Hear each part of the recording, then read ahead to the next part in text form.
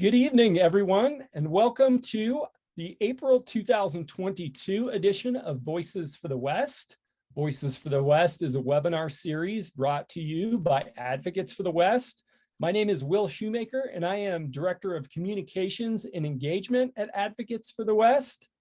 We're honored to be joined tonight by Theresa Pasqual and Kenny Wintch, along with Advocates for the West staff attorney Sarah Stellberg. The title of tonight's webinar is The Lands Between, Safeguarding Sacred Cultural Landscape. So that we can better get to know each other, please take a moment and drop chat what most about tonight's webinar and or why you chose to attend. No need to write an essay, certainly, but a phrase or things would be great just to let us know what you're most interested in. I am going ahead and writing into the chat right now, learning about indigenous culture in this arid region. All right, if you guys would be willing to do something along those lines as well, that'd be great. Before we dive in, I wanted to cover a couple housekeeping items. You will remain on mute throughout the presentations as attendees of tonight's webinar. However, we do welcome your questions. At the bottom of your screen, in addition to the chat, you should see a Q&A section. If a question comes to mind at any point during tonight's presentations, go ahead and drop it into the Q&A section. You don't have to wait until the end of the talks to do so. We'll cover as many of those questions as time allows toward the end of tonight's webinar. Tonight's webinar also is being recorded and will soon be up on Advocates for the West's YouTube channel. We are planning another Voices for the West webinar on May 25th with Elizabeth Hightower Allen, who is editor of the book First and Wildest, The Gila Wilderness at 100 years, that is. So let's see what is exciting folks tonight. It looks like some folks are just always interested in learning more, hearing about the perspective of these scholars and experts. Someone's been to Cedar Mesa several times and is headed there next week. That's awesome. Thank you all for sharing that. Go ahead and drop into the chat what excites you if you haven't done so already. We will shortly get into the webinar and presentations here. I'm going to be turning off my screen here shortly and dropping off of the webinar so that I can turn the floor over to our presenters. But first, I will introduce Advocates for the West staff attorney, Sarah Stellberg. Sarah is going to kick off tonight's presentations with an overview of the lands between area and oil and gas leasing in the region. So without further ado, Sarah, the floor is yours. Thanks, Will. And I'm going to go ahead and share my screen. I have just a couple of slides. All right. Give me just a second here. All right. So I'm going to kick us off just by orienting us on a map. And I'd have just a few slides here to kind of kick things off and get us situated geographically and then talk about how this relates to Advocates for the West work. So first, where are the lands between? And the map that you see here shows the Four Corners region, and the lands between is that dark shaded region. And this area got its name, which is still just kind of an informal nickname for this collection of lands, because it lies between Bears Ears National Monument, Canyons of the Ancients National Monument, and some other places in the area that have designations. But these lands are currently unprotected as a national monument or any other type of special conservation area. Their land's managed by the Bureau of Land Management, just like, ordinary BLM lands. They don't have a special designation, but they contain tens of thousands of archaeological sites and cultural resources that are important to American history, and then also sacred to this day to Native American tribes across the Southwest. The reason why advocates for the West has gotten involved in this area is there's a huge interest in oil and gas development in this part of the state. This area sits over the Paradox Basin, which is an oil and gas play that's been around since the 60s. But there's been a surge in development in recent years, increasingly under the Trump administration, who issued off in a series of 4 different oil and gas lease sales, dozens of leases in this area. This is a huge concern, just like any other oil and gas lease sale, for the environment, but also for all of the cultural resources that are in this area. These leases were issued without any protective stipulations that require, site surveys, that require further tribal consultation before drilling occurs, and BLM issued them without following its obligations to meaningfully consult with tribes in the area, to study the resources on the ground, to conduct any type of survey to figure out what's on the landscape.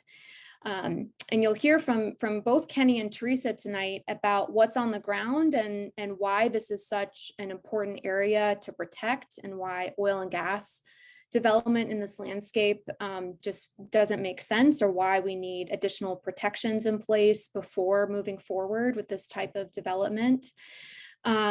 And I just want to highlight one of our cases, which is challenging 2 of these oil and gas lease sales on behalf of Friends of Cedar Mesa, which is a nonprofit group out of Utah who is working to protect Bears Ears National Monument, but is also part of a coalition of groups, including the Pueblo of Acoma, from which Theresa is joining us today. They're working to steward this area and make sure that we better understand what's on the landscape and are better protecting the area. All right, with that, I think I'm going to go ahead and turn it over to our speakers tonight, and I'm so excited to hear from both Kenny and Theresa. So first, I'm going to introduce Theresa, who's a member of the Pueblo of Acoma. She's joining us from New Mexico. Theresa is the director of Acoma's Historic Preservation Office, which is charged with protecting the cultural, archaeological, and historical resources of the Pueblo, both on and off the reservation. Her present work focuses on the protection of cultural landscapes, expansion of traditional ecological knowledge and scientific study, academic research, and policy based in equity, social justice, and inclusion. Kenny Wintch, who will be our second presenter, is a preservation archaeologist working for Friends of Cedar Mesa, a Southeastern Utah focused conservation nonprofit located in Bluff, Utah. Kenny retired from a long career as a state agency archaeologist to help advocate for what are currently being called the lands between of Southeastern Utah, a place he has been passionate about since his days as a young graduate at Brigham Young University, studying the ancestral Puebloan history of this landscape. So with that, I'm going to go ahead and turn it over to Theresa. Thanks, Sarah.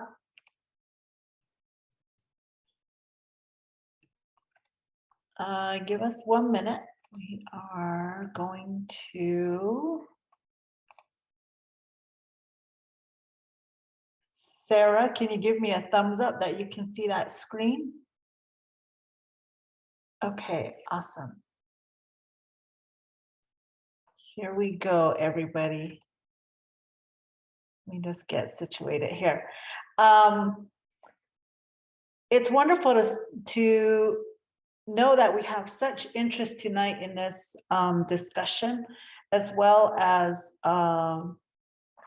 what we hope to share with you tonight. Certainly an hour is not enough time to convey the really long length of history that our tribal communities have had with this land. But I hope that by sharing with you tonight, I'm able to give you at least a small glimpse into Acoma's relationship with these lands.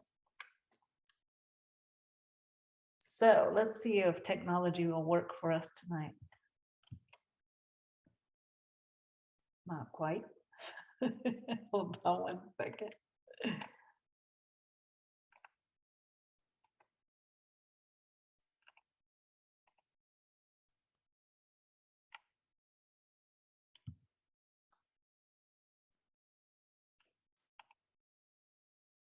There we go. So,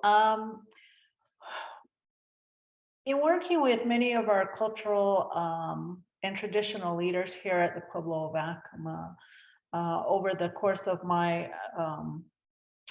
10 plus years, going probably more on 15, working here at Acoma, I've come to understand really the complexity of that relationship between our Pueblo people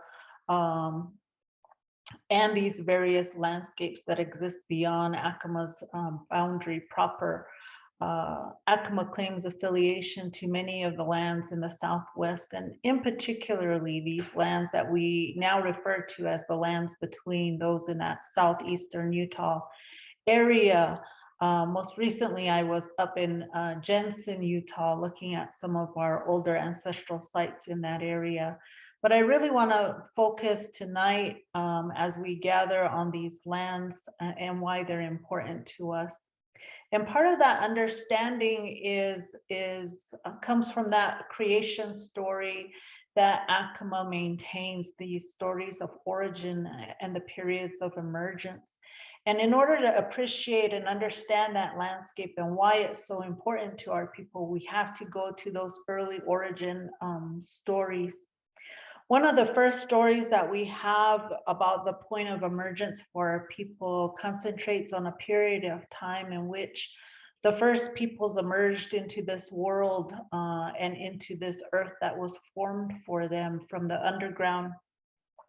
And the first people to come into this world were two sisters. The world was still fresh, it was still new, it was still damp in its formation. But these two individuals emerged at a place that Acoma refers to as Shipop. Shipop is a point of reference for our people. It is not clearly defined. It's not a location that we can point to on a map. However, it is generally referred to in the area of that Utah, Colorado area, the northern Utah area, some of those far northern sites. When we talk about them archaeologically, we look at the earliest archaic sites in that area. Those are all places that are referred to as being important for the Acoma people.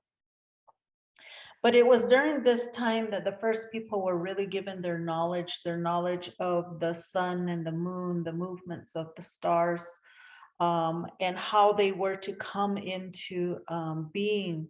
This was on their path to what we refer to as becoming. They were becoming the people who we now know as present day Acoma people, but they weren't identified as Acoma people then. They were simply known as the people. This center place of emergence would always become anchored in the memory of our people and the descendants to come. It will be a point of reference, of orientation to our ancestral homelands. During this period of time, after many generations, the people moved upon the land, gathering and amassing knowledge. They were coming into their social formations at the time, learning also how to relate to one another through kinship, through their relational associations within societies. It was during this time that Creator gave breath to all of the resources that would sustain the people, to all the wildlife, the plants, the animals, The mountains were formed, the landscape at large was formed for the first people, as well as the different deities and additional parts of the cosmos were coming into being at the time. And as this was going on, the people were moving upon the land, gathering knowledge. They were learning skills that would sustain them as they would make their journey as time moved on.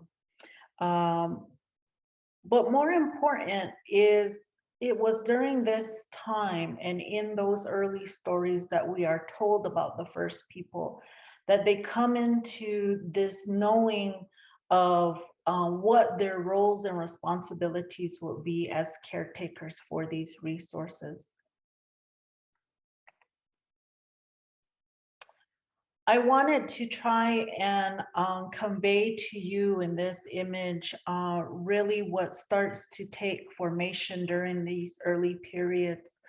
As part of their knowing about the landscape and all of the resources, they also come into knowing about the different seasons that were created, the seasons of winter, the major seasons of winter and summer, and the different periods between, called spring and fall. Each one of those, along with the cardinal directions and the mountains and the wildlife and plants that were associated with those cardinal directions, become these points on the landscape, points in terms of reference where people began to start orientating their daily lives around. And we start to see the development of what becomes really central to Pueblo people, which is our core values and how they are reflected in community through displays of language and ceremony and song. But also what is at the foundation of that is those relational contexts that become established between human and landscape, between the human and the cosmos, between human and the plant and animal world, and the deities that then exist during that time. From a more physical realm, we began to see then the formation of what becomes what we now know as archaeological sites, these habitation sites, places where people moved from underground structures to above ground structures during different periods of time. And perhaps still yearning for that comfortness after a period of emergence. They took their time in building above ground settlements. But when they did, when those subsequent generations did move above ground, they moved to a life in which they took seed from that was provided to them from Creator, to plant their fields, things that we now know as corn and beans and squash and amaranth, things that would sustain them in future generations. They were also harvesting game, the different wildlife resources, as well as gathering things from the plants to take with them as they moved on the landscape. The places that they built, their homes were built with love and care, as we can see in these images. They were surrounded by beautiful views. I always note when I'm on the landscape that our ancestors did not pick cheap views. They had wonderful places with beautiful landscapes. They appreciated and took that into consideration while situating their home sites.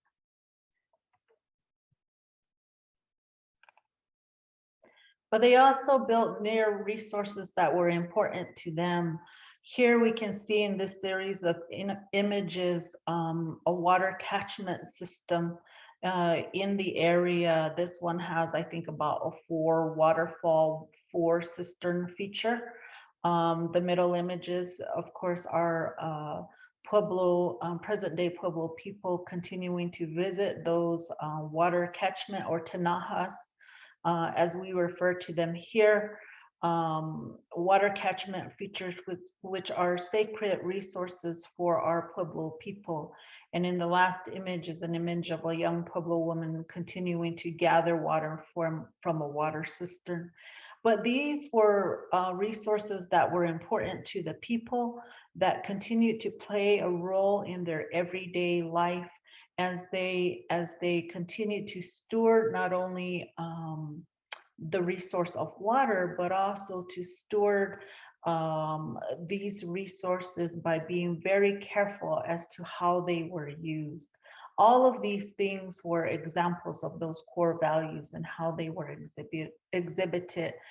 We sometimes use the words of conservation in present day when we talk about how water is used or how these resources were used.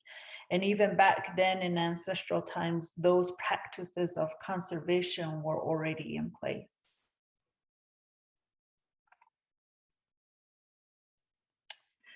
But even at that, throughout their daily life and through every subsequent generation that came thereafter, there was a yearning for something more. It is told in these origin stories that the people were told that there was something else prepared for them. In the Acoma origin story, we refer to a place that was told to the people that was prepared for all of the resources that will be provided for them to sustain future generations. That place was called Haku. That word Haku literally means to prepare. It can be used in verb form in our language, but can refer to also a place that was prepared. It is the name that we use for our present day village. But our people, through their prayer and their songs, kept being pulled towards something more. They eventually made their way and made the decision to leave their ancestral homelands. In these maps that were provided courtesy of Crow Canyon, really shows some of the movement that would eventually become movement of the first peoples out of that area.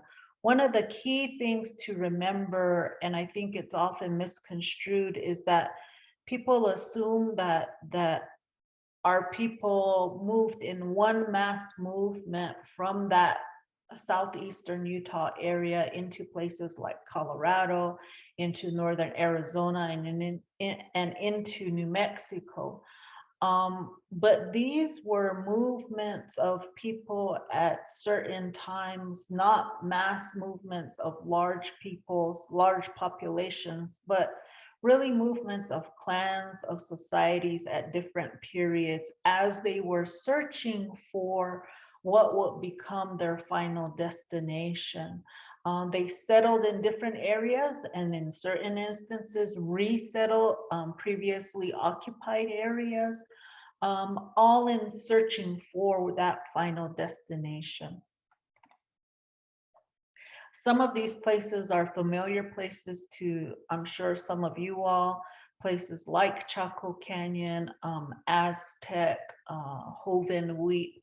These are all places where our people settled and continue to refine their knowledge and their skills, refine how they organized as communities and as societies, eventually making their way to present day Acoma, which is that image, far image on the right.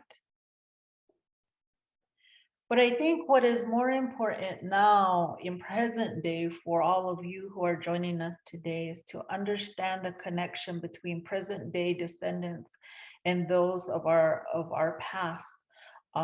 These aren't places where we have left behind. It is where our generations present day continue to look back for guidance and for information on how to live in this present day world.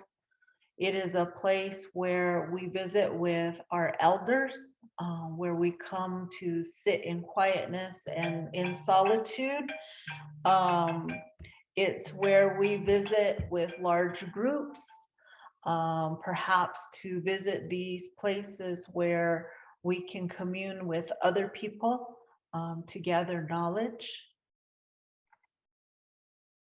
But these are vast landscapes, landscapes that are fragile, that are threatened by oil and gas, that sometimes where those resources are subtle in nature. But because our language is not written, the impact from oil and gas has the potential to destroy these resources, which cannot be replaced or renewed, to destroy the ability, our ability to take our younger generations back to these places of our past. It denies our ability for our traditional leaders to go and visit these places of to make offerings or to make pilgrimage on. But finally, it destroys for all of us not only the natural beauty, but our ability to sit and contemplate all the contributions from our ancestors, our ancestral past, and what they've really given to each one of us to steward into the future. And so I would ask that each of you, as you listen tonight, really think about yourselves as a steward, as a caretaker of these lands, and what you can do to help support the protection of these very fragile and sacred landscapes. Thank you. I will turn this over back to Sarah. Thank you very much. And I just wanted to remind folks that we'll have an opportunity for Q&A at the end. So hold any questions you might have for Theresa until the end, and you can type them in at the bottom of your Zoom. You'll see a Q&A box there. And Theresa, thank you for an awesome presentation, and I'm going to turn it over to Kenny. Thank you, Sarah. And thank you, Theresa. I very much appreciate what you have to say, what you shared with us tonight.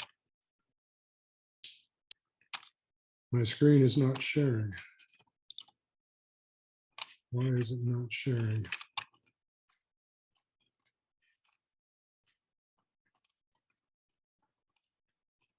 Let me try it again. Always something comes up at the last second.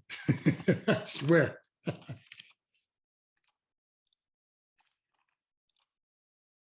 There we go. Slideshow start.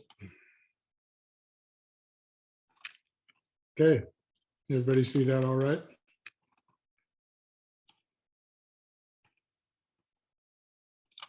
Cool.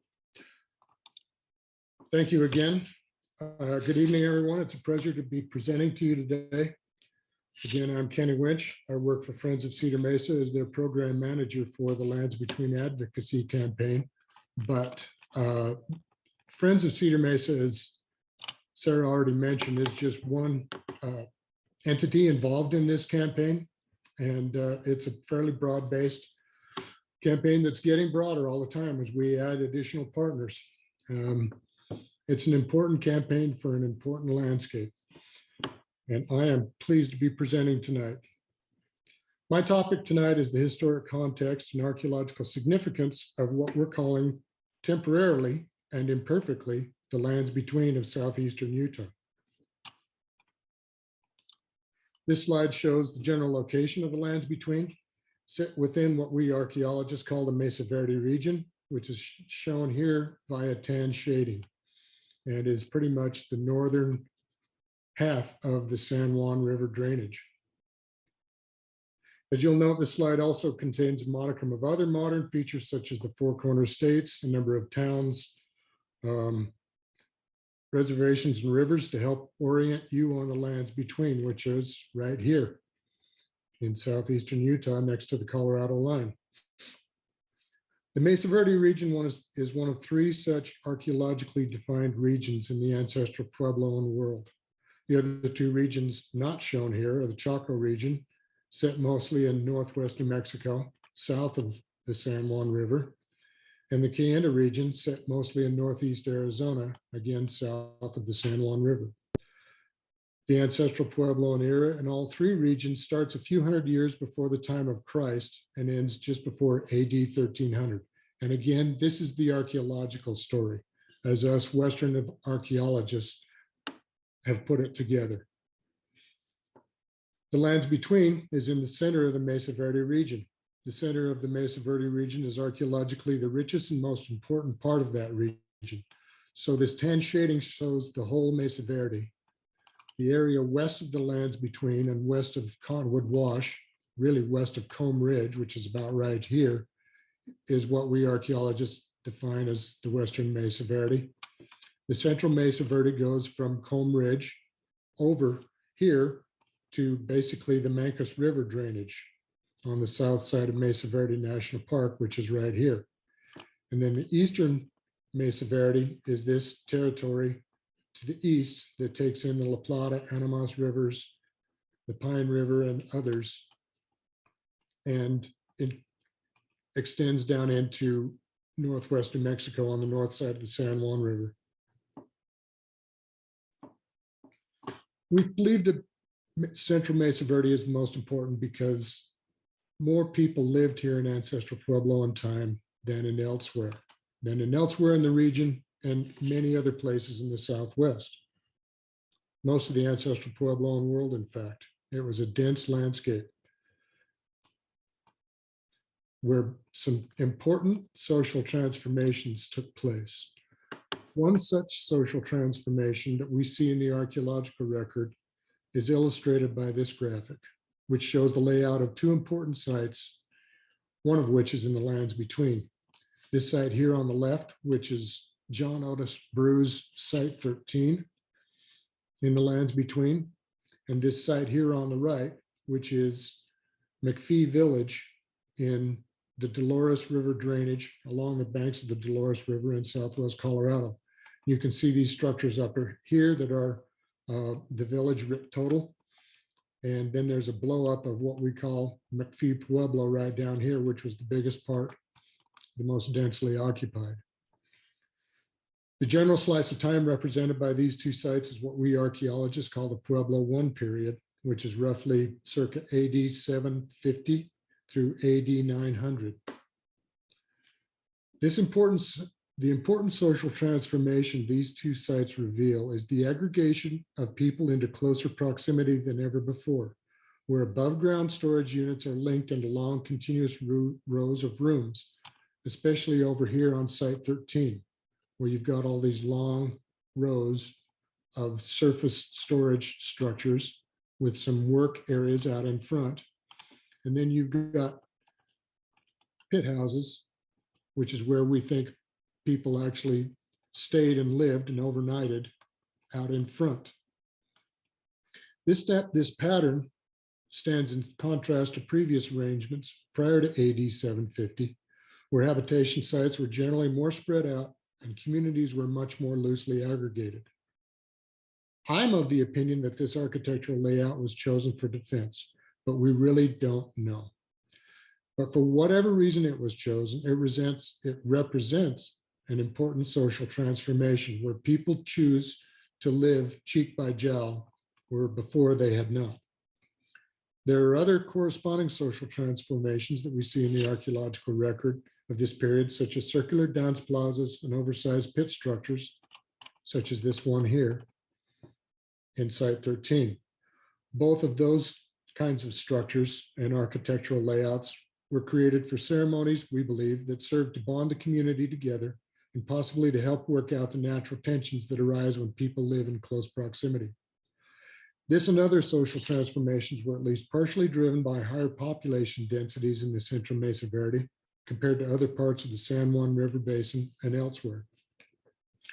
The point I wish to make here is that the lands between and the elevated mesas and canyons on both sides of the state line in the Central Mesa Verde form an important archaeological landscape that was home to a well-populated, interconnected political system that ended up making an outsized contribution to the history of the Pueblo cultural tradition writ large. As this slide shows, the ancestral, and I thank Theresa for showing it already. it's a good slide. We both like to use it. The ancestral Puebloan era in the northern San Juan ends by the end of about the 13th century, or the end of the AD 1200s. And by then, as Theresa already explained, it's slowly depopulated over the course of the AD 1200s. And as people just slowly start moving out of the area. But by the end of the 1200s, we archaeologists don't recognize a Pueblo habitation in this part of the world anymore, and basically pretty much throughout the San Juan. We do recognize it down elsewhere in the Little Colorado drainage and over here in the Rio Grande. So in summary, the lands between and the rest of the central Mesa Verde, the rest of the Mesa Verde region writ large, is an ancestral homeland to Pueblo people, but not just Pueblo people. Part of the historic context here is at least two other cultural traditions that developed ancestral ties to the lands between and after the ancestral Pueblo period ends. These cultural traditions are the Diné, or Navajo, and the Nuche, or Ute. This picture was this slide shows a petroglyph panel in the lands between that we believe was made by Nuche people after Euro-American contact, mostly because of these mounted riders over here on the left. We know that the Nuche inhabited the northern San Juan River Basin when US government survey parties began exploring the area in the late 1800s. This picture was taken in 1875 by photographer William Henry Jackson, a critical member of a US government survey expedition tasked with exploring and documenting the American West in the 1870s.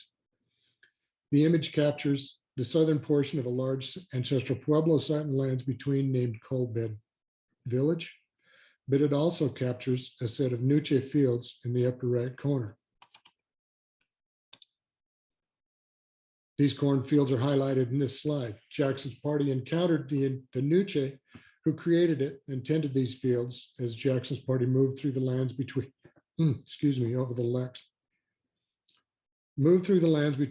next few days or so. We know from ethnohistory presented in the book on the left that the Ute Mountain Ute and White Mesa Utes, or Winuche, were the inhabitants of the lands between and much of what is now southeastern Utah and southwestern Colorado.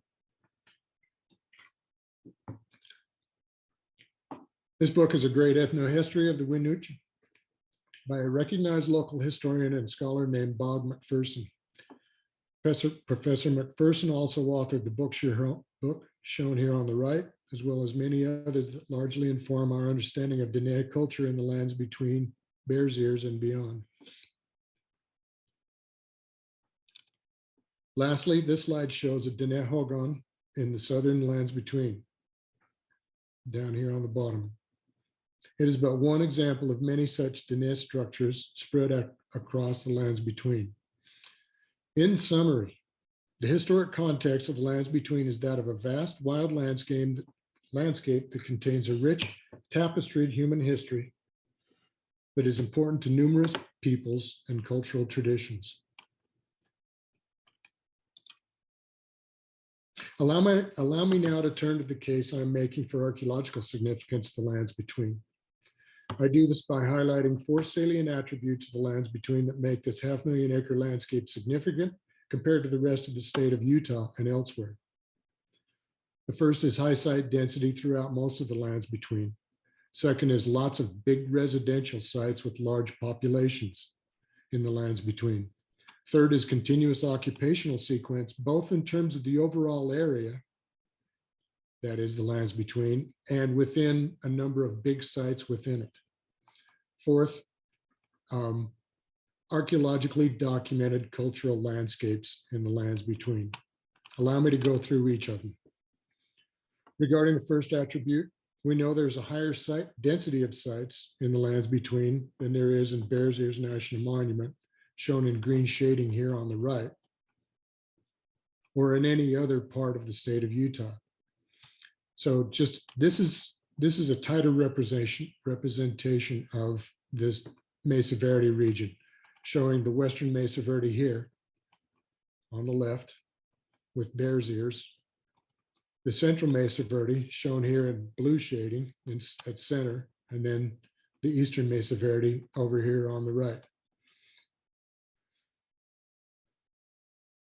Elevated site density is shown here via collections of very small black dots, each dot indicating the presence of a single site. The black patches correspond to high site densities. This slide shows all sites from all site time periods in the Central Mesa Verde region. In all fairness, this display is a little bit skewed by archaeological inequality.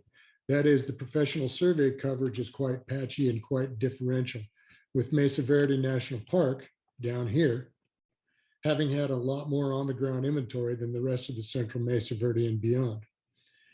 Had all of this country been inventoried at the same level of intensity as Mesa Verde National Park, which was almost completely inventoried, then there would have been a lot more sites elsewhere.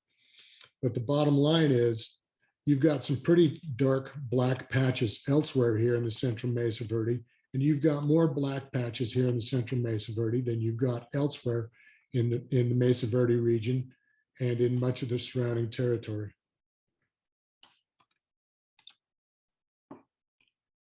The same is true when we limit the sites displayed to just those from the Ancestral Pueblo horizon in Utah, and then it's in the Mesa Verde region, and many other parts of the Southwest for that matter.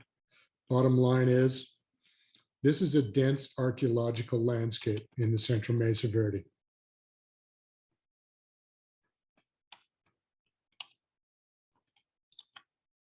So this slide depicts, moving now to the second attribute, population size per site. Big sites in the lands between, big sites in the Central Mesa Verde. You don't get those elsewhere in the state of Utah, not like this. And you get them elsewhere in the Southwest, but you've got a lot of them here in the Central Mesa Verde and in the lands between. There are many more people living in big, sizable, populous villages in the lands between than in any other part of Utah and many other parts of the Southwest. This slide depicts one of the largest sites in the lands between, known as 10-Acre Pueblo. And just for housekeeping's sake, I oriented the top of this map, or the left side of this map, to north. So it's lying on its side, just so I could get the whole side in better view. Based on this 1908 map, there are 3 dozen kivas, or subsurface living structures, these round structures, and over 100 surface rooms, the squarish ones, in this tightly aggregated Pueblo, though I believe this map overrepresents both types of rooms to some extent. This slide shows the layout of another big site in the lands between, the previously mentioned Coalbed Village. This map was made by colleagues of mine who've been conducting field school excavations at the site over the past 5 years. Coalbed Pueblo is a bit more spread out than 10-Acre Pueblo, but we estimate its human population to have been about the same based on Roma Kiva counts, which I believe are underrepresented in this image. This slide shows the layout of yet another big Pueblo in the lands between, called Montezuma Village. Black squares indicate surface architecture, white circles indicate kivas. The third attribute I'd like to offer is the presence of an almost continuous occupational sequence and ancestral Puebloan time within the lands between and within many of the largest sites, such as Coalbed Village. This is a radiocarbon graph, 10 different radiocarbon dates taken from well-excavated contexts in Coalbed Village, which show occupation going from the 500s on up through the 1000s. It doesn't show the last major occupation, which is the one that's visible on the surface, and dates to the late 1150s and early 1200s. There's also stratigraphic evidence that shows that Coalbed Village was occupied sequentially over the course of centuries. My final attribute here is the empirically verified presence of ancestral Puebloan cultural landscapes in the lands between. Archaeologically verified cultural landscapes have been found elsewhere in the Pueblo and Southwest, mostly in later contexts and mostly in New Mexico. The image on the left was taken from the lands between, and it's it's a cultural landscape, the first one we found in San Juan County on a topographic background. The one on the right is basically a blow up of this portion of the site. Cultural landscapes are kind of a big deal because they show us an entire community, and they show basically a collection of archaeological features and attributes that are oftentimes recorded individually, but they evince community. They evince tightly integrated communities. They're the knitting together of communities. They're kind of a big deal for that reason, and I think they're important. There are undoubtedly more such archaeological landscapes within the lands between. The documentation of such landscapes will empirically verify our working hypothesis that the lands between is a well-populated, well-organized political and social realm, much like others in the Mesa Verde and Chaco regions during the ancestral Pueblo era and beyond. That wraps up my portion of the presentation. I'm going to now yield the floor back to Sarah. Thank you. Thank you, Kenny. Another fantastic presentation. And now we are going to open it up to some Q&A. And I see we have a couple questions already. So feel free to type them into either the chat box or the Q&A box at the bottom of your screen. And I love this first question because it's about the question of naming, which is something that's been on my mind with the lands between. And the question is, the lands between is a name in reference to modern political boundaries. Similarly, Central Mesa Verde area describes the area from an archaeological perspective. What other terms could there be to refer to this region? And would they better capture why this region is important in its own terms without reference to adjacent places?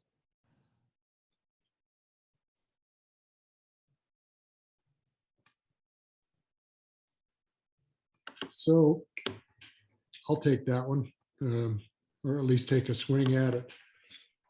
As I mentioned, it's a pretty imperfect name, and it just references a modern thing. You know, it just references the place between two national monuments, and frankly, we just don't know of a better name. And I thank my colleague Elizabeth for this question, because it kind of points out the fact that we don't have a better name, and any Anglo name we come up with for this landscape is going to be insufficient. So when we talked about the partnership, there were two things I didn't really get to mention. I didn't mention, and one is we want this partnership to be Indigenous led as soon as possible. Second, we want our Indigenous partners to name this landscape, not us. Too many places in the world have been named, in the Southwest, have been named by Anglos, and we need to change that.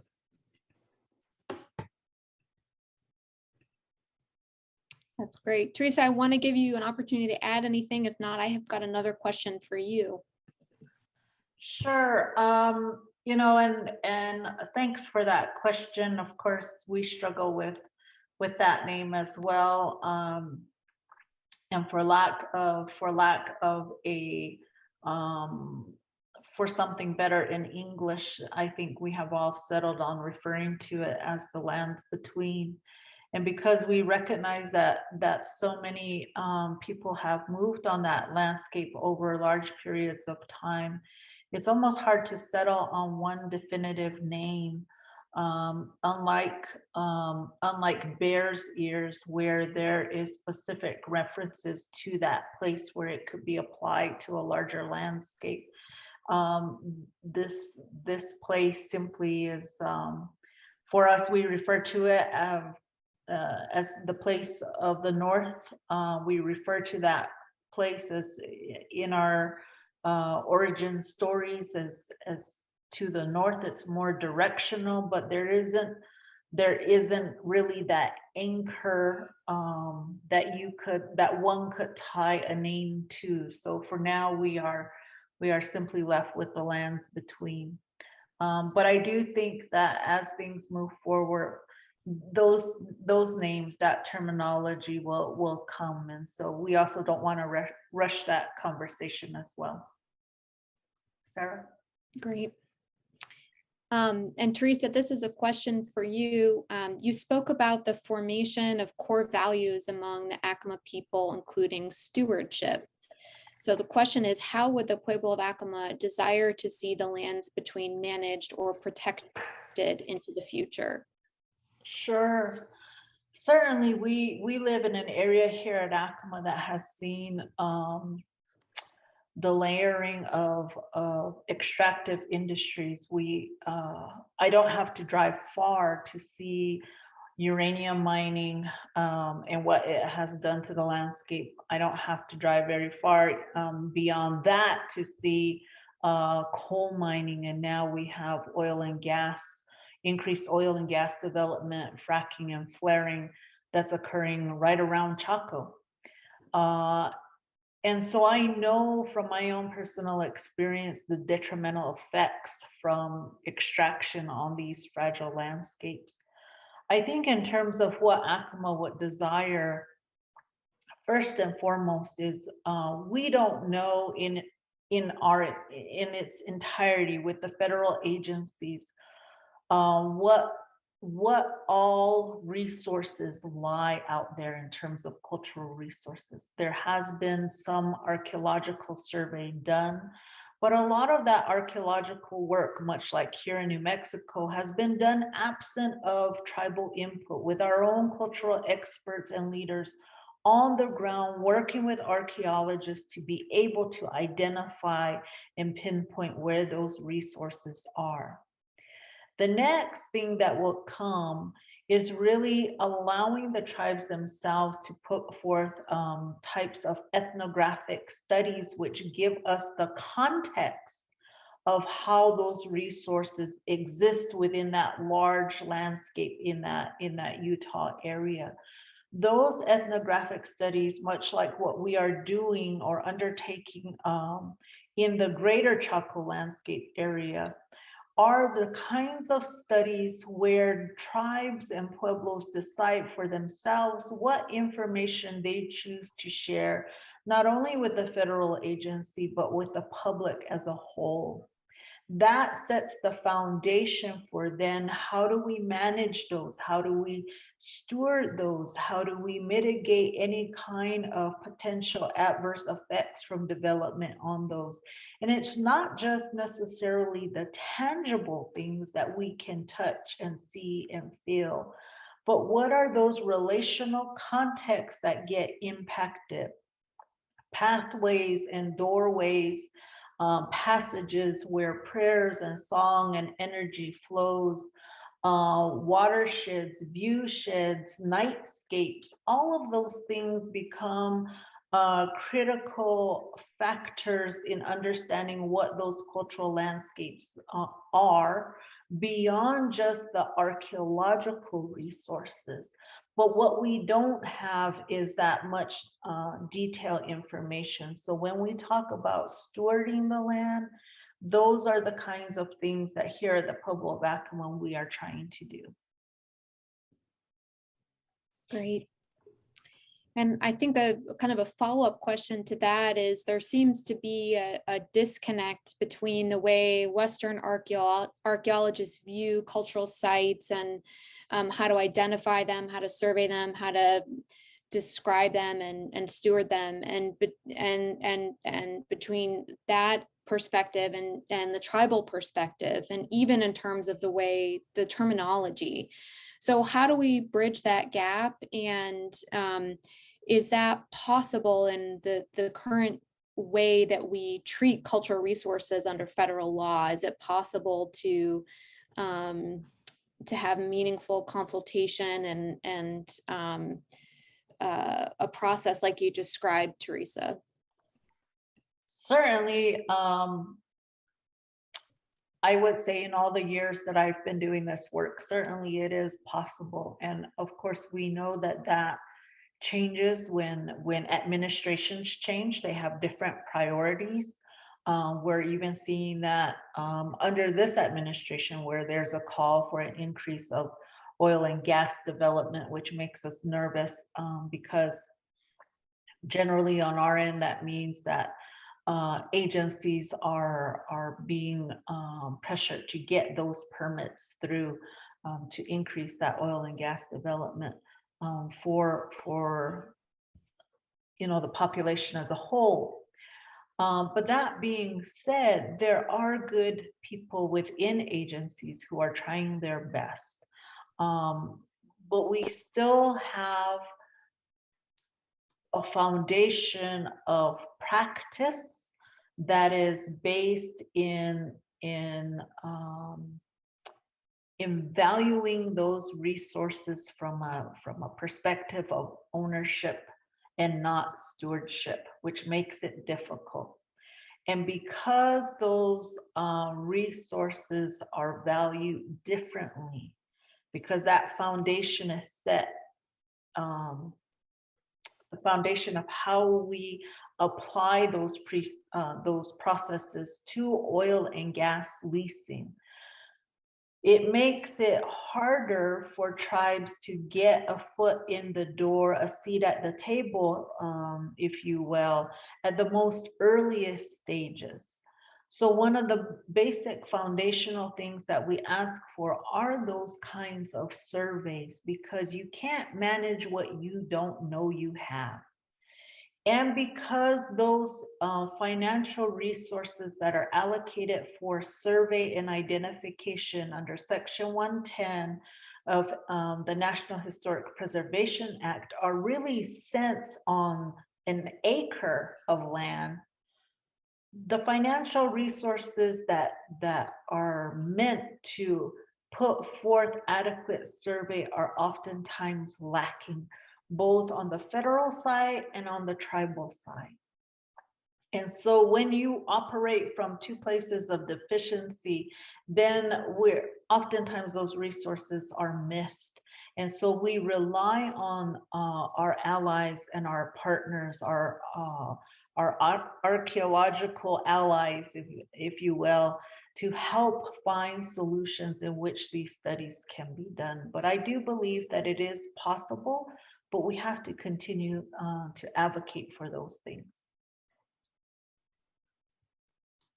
Thank you. Well, we have a ton of questions, so and I apologize, we're probably not going to be able to get to all of them, but a quick one would be, what makes the Mesa Verde National Park different from the rest of the area, and why is the entire area not considered part of the national park? And then there was a related question of why Bears Ears was prioritized for protection or designation as a national monument over these areas, and a broader question of why hasn't this area been designated, the lands between, as a national monument or some other special protected area? So the simple answer is, taking the last first, the lands between aren't sexy. Bears Ears is kind of sexy. There's a lot of red rock in Bears Ears. There's a lot of pretty country in Bears Ears, and slowly, the areas that were declared to be inside Bears Ears National Monument were areas that people wanted to recreate in, and places where people were recreating, and they were just places that were a lot more well known and a lot more well visited. We archaeologists joke there's only three sets of people that know about the land. Prior to this campaign, there were only three sets of people that knew about the lands between: wildcat oil drillers, cowboys, and archaeologists. It's just been an unknown landscape. And in general, these things are tied to the sexy factor and to getting politicians' attention and the public's attention. Great. And there's a couple other factual questions that I can answer quickly. One is how much of this area is privately owned versus publicly? And the answer is, to my knowledge, but correct me if I'm wrong, this is all BLM public lands. So federally owned and managed by the Bureau of Land Management. And Kenny, are there any private in holdings or areas in here that are mixed in? There are some significant private inholdings, mostly up and down the Central Canyon in the lands between, a place known as Montezuma Canyon. Great, thank you. And then we had another question about the status of litigation that Advocates for the West is pursuing against these lease sales. We're in active litigation. We are gearing up to file our opening briefs in the case, but as in all of our other litigation challenging Trump era decisions, we're hopeful that the Biden administration is going to walk away from these lease sales. They have the authority to do so, and there's a number of steps they can take, some of which Theresa mentioned, like additional surveys, ethnographic studies, meaningful government to government consultation that would go a long way towards remedying what happened back in 2018 and making sure that we understand what's on the landscape and that we're involving all the necessary parties in these types of decisions. And if you're interested in more information about that case, feel free to send me an email, and we've got info on our website. So I think that's all the time we have for questions. I know we didn't get to all of them. This was such a lively discussion tonight. So I'm going to turn it back over to Will just to close us out. All right. Well, thank you, Theresa, Kenny, and Sarah for such wonderful, interesting, and informative presentations tonight. And thank you to our attendees for your thought-provoking questions and in giving our panelists an opportunity to really field some of those. The important work that is being done by groups like Advocates for the West and Friends of Cedar Mesa and Acoma Pueblo's Historic Preservation Office, all of that work is made possible thanks to the generosity of supporters like you who are with us tonight. If you do feel inspired this evening, we hope that you will give a gift to one or more of these organizations to help us continue this work. I will be sending out a follow-up email to attendees that include links and contact information for these organizations, as well as a link to a recording of tonight's webinar on YouTube. So please feel free to share that email far and wide with folks who you think might be interested in the work that's being done. And as a reminder, we will have another Voices for the West on May 25th to discuss the book, First and Wildest, the Gila Wilderness at 100, and what the concept of wilderness designation means today. We'll be joined by the book's editor, Elizabeth Hightower Allen, who's also former features and environment editor at Outside Magazine. So stay tuned for more on that. And with that, I hope that everyone has a wonderful evening. Good night, everyone.